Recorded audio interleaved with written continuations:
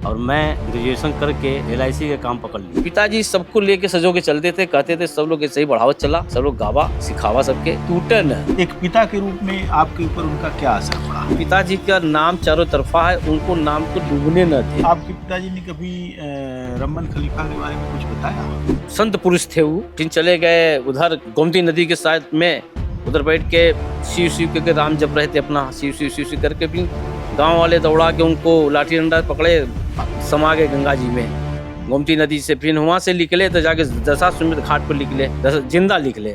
उसके बाद वे आए तो 10-15 दिन जिंदा थे, फिर वो एक्सपायर कर गए। वो जीवन भर क्या करते रहे वैसे खाने कमाने के लिए? क्या क्योंकि बिरहाम पहले तो पैसा मिलता नहीं? ये अपना गाय चरवाई करके कभी इधर आ जाए, कभी उधर चल जाए, अपना करते यही कराते थे। इतने बड़े कवि का जो स्मारक है वो कोई बन पाया अभी तक? इसमें थोड़ी राजनीति लोग करने लगे इसमें, इसीलिए कि हम क्यों आगे बढ़े, हम क्यों आगे बढ़े। क्या उन्होंने कभी बिरहियों से कुछ पैसा वगैरह पाया? उनकी ये आदत पुरानी थी शुरू से, पढ़ाई के लिखाई में सबको आगे बढ़ाना चाहते थे, जात पात उनके अंदर ये नहीं थी।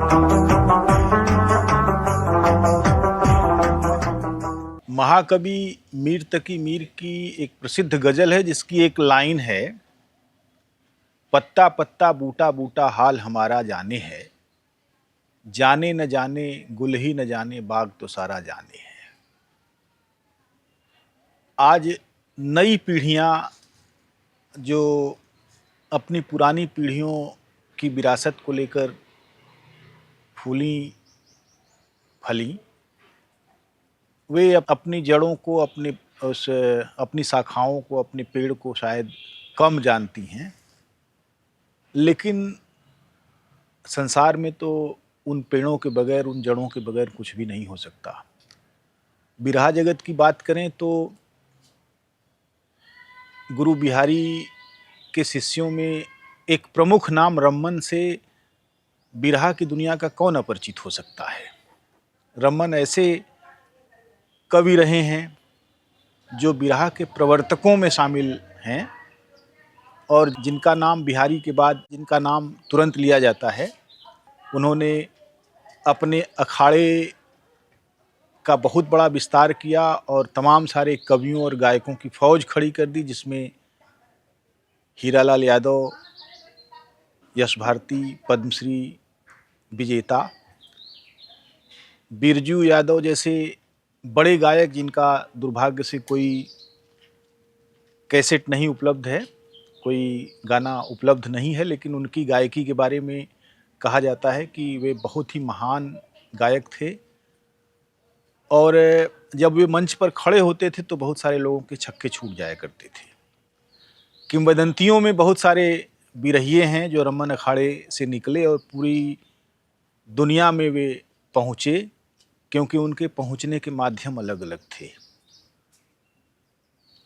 रमन खलीफा चौका घाट में पैदा हुए, नदी के किनारे, वरुणा नदी के किनारे, और आजीवन कृषि कार्य करते रहे, चरवाही करते रहे और बिरहा लिखते रहे। उनके बाद उनके घर में उनके पौत्र लक्ष्मी नारायण यादव, जो कि बाद में जीवन बीमा में अधिकारी हुए, वे बहुत बड़े बिरहा के कवि बने। उन्होंने पौराणिक आख्यानों पर आधारित और कांडों पर आधारित अनेक बिरहा लिखा, जिसको हीरालाल जी से लेकर तमाम सारे दूसरे गायकों ने गाया। लक्ष्मीनारायण यादव का एक बड़ा योगदान इस बात में भी है कि उन्होंने बिरहा कमेटी की स्थापना की। बिरहा कमेटी वह संस्था थी जो बिरहे को और गवैयों की भाषा को रेगुलेट करती थी और समाज में कैसे उनको उतरना है और किन मर्यादाओं का ख्याल रखना है, इसका निर्धारण लक्ष्मीनारायण यादव ने अपनी मेधा के अनुसार किया। और उसमें उन्होंने सारे लोगों का सहयोग लिया। जो पूर्वांचल के जितने भी बड़े गायक हैं सबको उन्होंने उस कमेटी से जोड़ा। उस कमेटी की बैठक रजिस्टर को देखने से पता लगता है कि क्यों रामदेव को कमेटी ने बाहर किया और उनके साथ जो है किसी अन्य गायक के गाने पर प्रतिबंध लगा दिया, क्यों परशुराम को उन्होंने प्रतिबंधित किया, क्यों विश्वनाथ को उन्होंने प्रतिबंधित किया, और तमाम सारी चीज़ें। यह सब बिरहा के इतिहास की ऐसी दस्तावेजी चीज़ें हैं जिनके बारे में अभी कोई ख़ास उल्लेख नहीं हुआ है, कभी शायद नहीं हुआ।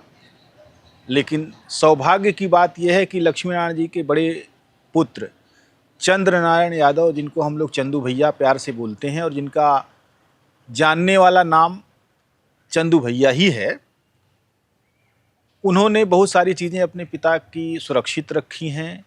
उन्होंने उस संस्था को पुनर्जीवित भी किया है और उन्होंने उसको एक युवा हाथों में सौंपा है, जिससे मुझे लगता है कि आने वाले दिनों में यह कमेटी बिरहा में फैलती अश्लीलता और फुहड़ता के खिलाफ एक बड़ा अभियान छेड़ सकती है। इसके अलावा बिरहा की जो सोती हुई धारा, जो मुरझाती हुई धारा है, उसको पुनर्जीवित करने का भी काम कर सकती है। इन्हीं सब सवालों को लेकर आज हम चंदू भैया के दरवाजे पर हैं। चंदू भैया जीवन बीमा निगम में कार्यरत हैं। लक्ष्मी नारायण यादव जी भी वहीं कार्यरत थे और चंदू भैया भी वहीं कार्यरत हैं। और चंदू भैया बहुत सामाजिक व्यक्ति हैं। वे समाज के तमाम सारे लोगों के दुख दर्द में शामिल होते हैं, उनके साथ खड़े होते हैं और वे बहुत ही संवेदनशील व्यक्ति हैं। और खुद भी लिखने पढ़ने में उनकी गहरी दिलचस्पी है, हालांकि वे बिरहा नहीं लिखते, क्योंकि उनको लगता है बिरहा एक उलझाव वाली कला है। यह और बात है कि अगर उसमें वे जाते तो कुछ न कुछ नया जोड़ते। आज हम चंदू भैया के साथ बातचीत करेंगे, उनसे उनके जीवन संघर्ष के बारे में, उनके पिता के बारे में और उनके दादा के बारे में, जो उन्होंने अपने पिता से सुना, परदादा के बारे में। चंदू भैया नमस्कार, आपका बहुत बहुत स्वागत है। राम जी भैया प्रणाम। सौभाग्य आज है कि आप लोग हम लोग हमारे दरवाजे पर आए, आप और मैडम।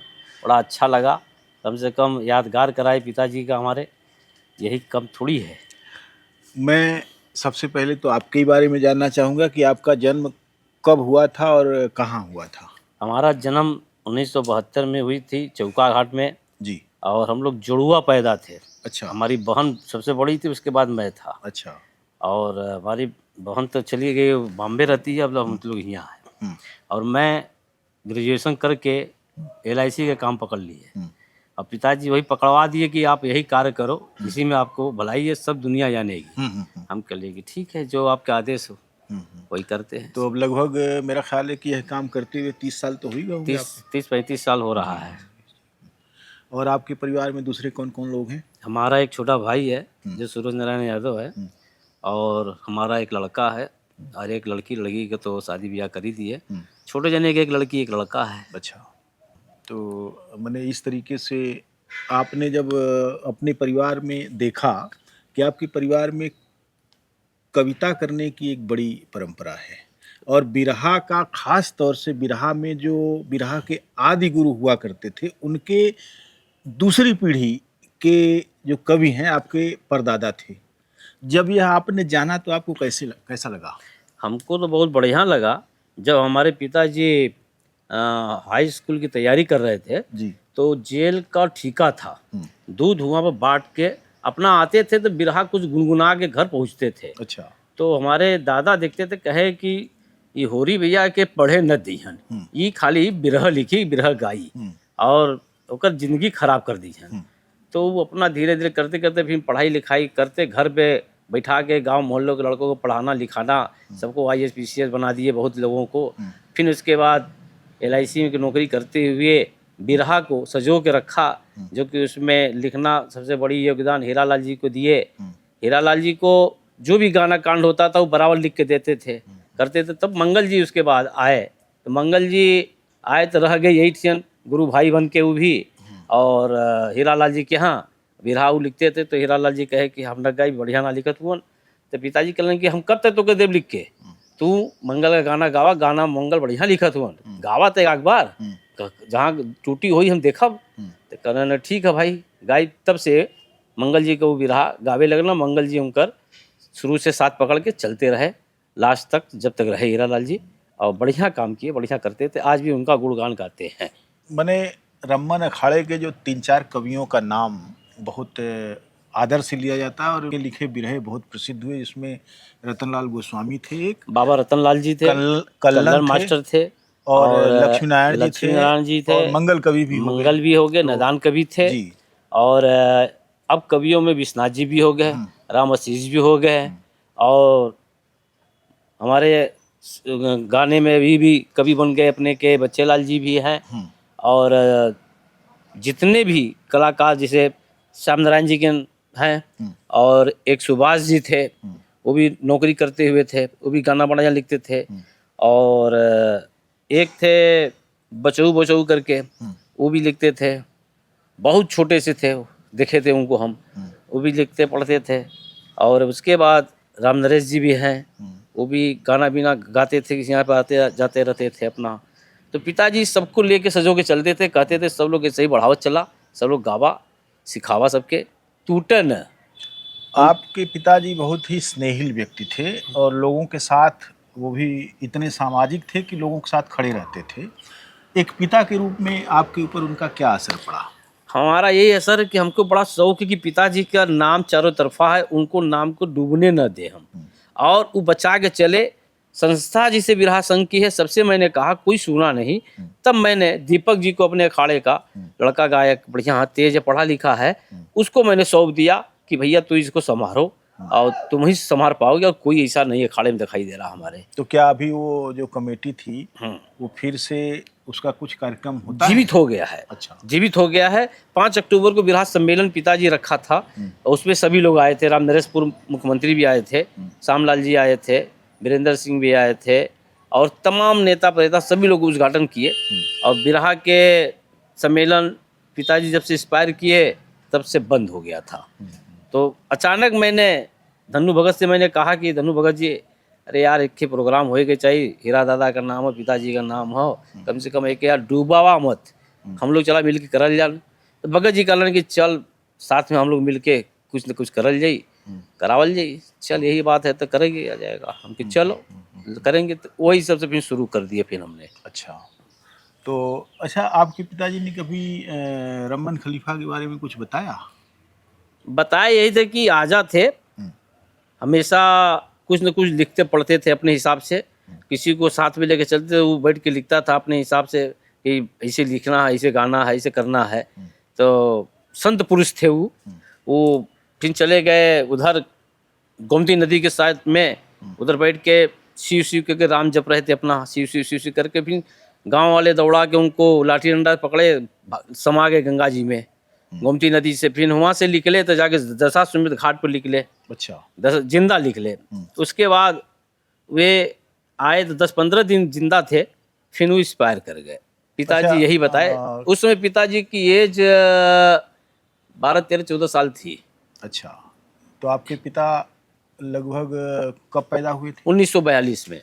तो 12 साल मान के चलिए, तो 54 की घटना हो सकती, 54-55 की। हाँ, यही हो सकता है। तो 54-55, और वो कितनी उम्र रही होगी रमन गुरु की उस समय? कम से कम 75 के लगभग में तो रहभग ही होगी। तो 1880 बनता है उनका हाँ, जन्म का साल, यही होगा। तो 1880 के आसपास वो पैदा हुए, और उन्होंने अगर मान लीजिए 25-30 वर्षों में लिखना शुरू किया होगा, तो काफ़ी लंबा अरसा वो लिखते रहे। तो वो जीवन भर क्या करते रहे वैसे, खाने कमाने के लिए क्या? क्योंकि बिरहा में पहले तो पैसा मिलता नहीं था। नहीं, वो कमाने का जेल का ठेका था। अच्छा। वो लोग 5 भाई थे, रमन जी, जेल का ठेका था। वो ठेका से सबका खान पीन गृहस्थी चलता था। मैंने दूध देते थे। हाँ, दूध का धंधा ज्यादा थी। ठेका का मतलब पूरा गाय भैंस बजे के थे, सभी लोग मिल के करते थे। उसमें सभी लोग एकजुटता था, 5 भाइयों की एकजुट थी, सभी लोग मिलजुल करते थे। ये अपना गाय चरवाई करके कभी इधर आ जाए, कभी उधर चल जाए, अपना करते यही कराते थे। फिर धीरे धीरे फुलवारी अपना बढ़ाने लगे, करने लगे, तो सब ऐसे ही चलता गया। तो यह जो रमन खलीफा का परिवार था, उसमें एक हिस्से की तरफ तो आप लोगों का विस्तार हुआ। हाँ। माने आपके चाचाओं का, माने रमन खलीफा के पुत्र महादेव जी, महादेव और नत्थू 2 थे। तो और महादेव जी के परिवार में फिर आपके पिताजी और उनके हमारे बाकी भाई पैदा हुए। हमारे पिताजी रमन जी के 2 लड़के थे, एक महादेव, एक नत्थू। महादेव सबसे बड़े थे, और महादेव जी के 4 लड़के थे। चारों लड़के में सबसे बड़ा पिताजी हमारे थे, लक्ष्मी नारायण थे, फिर नारायण थे, फिर श्याम नारायण थे, फिर जय नारायण थे, जो कि अभी जीवित में जय नारायण हैं। अच्छा। और नत्थू के मर गए, उनके तीनों लड़के हैं, छोटे लाल जी हैं, भैया लाल जी हैं, अब बच्चा लाल जी हैं। अच्छा। ये तीनों अभी वही कार्य अपना करते हैं, पटिया उटिया का अपना बेचते रहते हैं वही चौका घाट में। अच्छा। वही रमन गुरु के जहाँ मूर्ति स्थापित है उसी वही जगह पर सब लोग अपना तो उन लोगों में से कोई फिर विरहा वगैरह की तरफ नहीं, बढ़ा? कोई नहीं बढ़ा, न कोई न पढ़ा लिखा, न कोई कुछ किया, वही अपना धंधा पानी उसी के लोग करते रहे। जियो का वही लोग का है। तो ये है। तो आप ये मुझे बताइए कि इतने बड़े कवि का जो स्मारक है वो कोई बन पाया अभी तक की नहीं? नहीं, कोई नहीं बन पाया, न किसी के ललाट थी सीखने का, न के गाने का। हमारे जो चाचा थे जय नारायण थे, थोड़ा उनकी लड़क थी, और नारायण प्रसाद की भी थोड़ा लड़क थी गाने बजाने का। बाकी लोग कोई साथ का आदेश नहीं मिला, ये लोग कर नहीं पाए। नहीं, मेरा कहने का मतलब जो उनका मंदिर वगैरह बनता है आमतौर पर कवियों का, ऐसा कुछ रमन खलीफा का बना नहीं बना। इसमें हीरा लाल जी का रोल था। अच्छा। हीरा लाल जी कहे कि बन जाएगा, हमारे बाबा महादेव वो कहे कि हीरा तू हर बिरहा में 1 रुपया भी निकलवा तो रमन गुरु के धर्मशाला बन जाए। तो धर्मशाला न बन के पैसा लाए तो बस उसे ही चलता गया। जो उस ओ पार है मौजगिर बाबा का मंदिर, उसमें सब बनवाए लोग। वहाँ एक छोटा सा वो है, एक मढ़िया टाइप का, वही है, उसके अलावा कुछ नहीं है। नहीं। तो और जबकि पत्तू गुरु का एक स्मारक बन गया और गणेश गुरु का भी बन गया है, संभवतः रामलाल जी का बना हुआ है, अनेक लोगों का बना, मूर्तियां बनी हैं, लेकिन एक बड़ा सरजू गुरु का भी बन गया है इसमें। लेकिन इनका क्यों नहीं बन पाया जबकि इतने कद्दावर गायक हैं? ऐसा है कि इसमें थोड़ी राजनीति लोग करने लगे। अच्छा। इसमें इसीलिए कि हम क्यों आगे बढ़े, वो कहे हम क्यों आगे बढ़े। और इसमें आगे बढ़ा है श्री राम जी का लड़का जो दीपक यादव, जिसको हम अध्यक्ष बनाए हैं, वो कहा है कि गुरुजी हम सबकी मूर्ति बनाएंगे, बनवा के सबको स्थापित करेंगे, अच्छे जगह पर रखेंगे, कराएंगे। श्री राम गोरखपुर वाले श्री राम का लड़का जो है दीपक यादव जो गा रहा है, उसी को मैंने स्थापित किया, बिरहा संघ का अध्यक्ष भी बनाया। और वही कहा कि गुरुजी चिंता न करिए, सब धीरे धीरे करा दूंगा। लेकिन अब तक के दूसरी चीज ये है कि जो व्यवस्थित लिखा पढ़ी का जो काम हुआ वो आपके पिताजी ने शुरू किया कि एक कमेटी बने, रेगुलेशन उसका हो, बने, उस मर्यादा को बनाया जाए, उस पूरे उसके नियमावली को बनाया जाए, मर्यादा को बनाया जाए, उस सीमा रेखा का जो अतिक्रमण है कोई गायक न करे, अश्लीलता, फूहड़पन और असामाजिक गाने न हो और व्यवहार भी ऐसा न हो। ये सब काम उन्होंने किया, ये एक बड़ा काम था। लेकिन इस बड़े काम को भी मुझे लगता है कि कोई अभी उसका कोई आलेख वगैरह नहीं तैयार हुआ। ऐसा सर जी ऐसा है कि आलेख तैयार होने के तो हो जाता, बाकी लोग एक संगठन नहीं है, सब लोग अपने अपने मतियों से अपनी अपनी चीज़ों को करते हैं, खाली अपनी भला तो सब भला, कोई नहीं चाहे कि किसी चलेगा क्या होगा क्या नहीं होगा। मैं सबसे कह चुका था, कोई आगे नहीं बढ़ना चाहता था। और बिरहा सम्मेलन भी जो हमने कराया अपने बूते भगत जी के लेके जबरी हम लोग किए, तब जाके थोड़ा दीपक लड़का जो है गायक गोरखपुर वाला वो आगे सहयोग किया कि गुरुजी आप करें, जो होगा हम करेंगे। तो भगत जी तो इतने कद्दावर गायक थे कि अगर भगत जी एक अपील करते तो मुझे लगता है कि देश भर से उनके चाहने वाले 1000, 500, 2000 करके ऐसे दे देते तो एक मंदिर, एक धर्मशाला बन जाता। आया था ऐसा लोग के पास आया था। अच्छा, भगत जी को मिला तो वही धर्मशाला बताए ना आपको, मौजगिर बाबा वाला, उस साइड में बना दिए लोग। अच्छा, उधर बना दिया। हाँ, नदी के किनारे। हाँ। तो इनका तो बना नहीं कुछ हो, ऐसे ही रह गया। पिताजी भी कहते गए, कहे ठीक है भाई, होगा तो ठीक करिए, नहीं तो क्या करेंगे हम, हाँ या करके क्या करेंगे, कितना करेंगे सबके साथ। और तो चंदू भैया एक चीज मुझे बताइए कि कवियों की शिकायत आमतौर पर ये रहती है कि गायक उनसे बिरहा लिखवाते हैं और 1 रुपया नहीं देते। क्या आपके पिताजी तो नौकरी करते थे, सम्मानजनक नौकरी करते थे, और उनके बारे में मैंने सुना है कि वो लोगों की आर्थिक मदद कर दिया करते थे, क्या उन्होंने कभी बिरहियों से कुछ पैसा वगैरह पाया? कभी नहीं। पिताजी ने एक निस्वार्थ होकर पढ़ाना लिखाना, बिरहा सिखाना, बिरहा लिख के देना, सबको देते थे फ्री में। अपने यहाँ खाना पीना खिलाते थे, करते थे कि तुम लोग आगे बढ़ो, कायदे से करो, किसी से तुलना मत करो, अपने आप में पहले प्रोदित करो उसको कि कैसे क्या किया जाए, और कहीं कमियां होती तो हमसे आओ, मैं करने की तुरंत मदद करूंगा। चाहे शादी हो, जाए ब्याह हो, जाए पढ़ाई लिखाई का मामला हो, नहीं पढ़ सकते हो, पढ़ने में रुचि है, हमसे पैसा लेना, हम तुमको पढ़ा देंगे, आगे कर देंगे। इसके लिए तू कभी भी हिचक आओगे, दरवाज़ा खुला है, हम करेंगे मदद तुम लोग को। उनकी ये आदत पुरानी थी शुरू से। पढ़ाई के लिखाई में सबको आगे बढ़ाना चाहते थे, जात पात उनके अंदर ये नहीं थी कोई चीज़ की। बहुत ही शालीनता से काम करते थे, कराते थे। हम लोग को भी बताए, हमसे भी कहे कि अरे यार तू थोड़ा से पढ़ाई लिखाई पर ध्यान दे बा तो बढ़िया हो जीवा। हम भी थोड़ा खेलने कूदने में थे, ध्यान नहीं दिए, बस लगा दिए तब इसी में काम में हमको LIC का। ये करेगा तो फंसा रहेगा, तो दौड़ेगा नहीं फिर। तो भगत जी भी ऐसे ही थे हमारे, धनु भगत, वो बहुत मदद किए हमारे साथ, वो चलते थे, रहते थे साथ साथ, और पिताजी को बहुत मानते थे वो।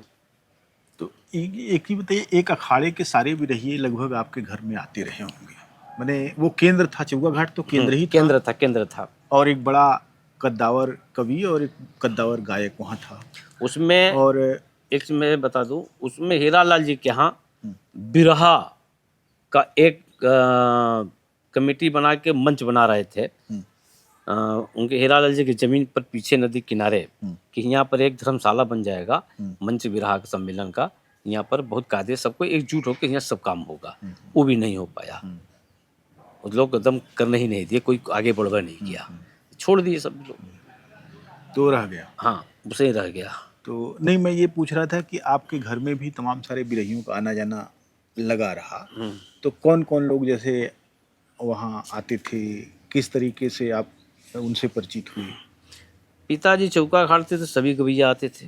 कोई ऐसा गवैया अछूत या किसी अखाड़े को हो, सभी लोग आते थे और सभी लोग लिखवा के ले जाते थे।